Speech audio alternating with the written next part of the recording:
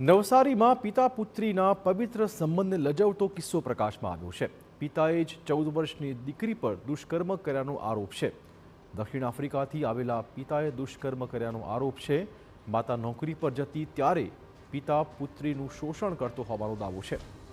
દીકરીએ આપવીતી જણાવતા માતાએ ફરિયાદ નોંધાવી છે. આરોપી પિતા સામે ગણદેવી પોલીસ મથકમાં ફરિયાદ નોંધી લેવાઈ છે. ફરિયાદમાં કહેવા અનુસાર 9, 10 અને 11 મેના રોજ પિતાએ દીકરી સાથે જબરજસ્તી સંબંધ બાંધ્યા હતા. દીકરી સાથે દુષ્કર્મ આચર્યા બાદ ગર્ભ નિરોધક દવા પીવડાવી હતી. કોઈને ન કહેવા ધમકી આપવામાં આવી હતી.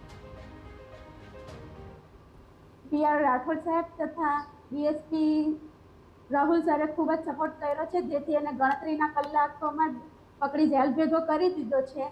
પણ સરકારને મારી એટલી માંગ છે કે એને 7 વર્ષની સજા નહીં પણ આજીવન કેદ અથવા તો ફાંસીની સજા મળે, એટલા માટે હું આ રજૂઆત કરું છું.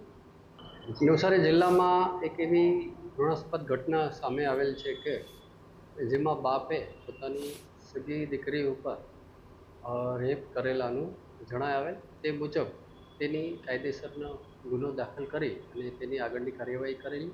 ત્યારબાદ આ જે બાપ જે છે એની પણ કાયદેસર ધરપકડ કરી એફએસએલ તેમજ તેની મેડિકલ તપાસણી કરાવડાવી અને નામદાર કોર્ટને હવાલે કરેલ છે.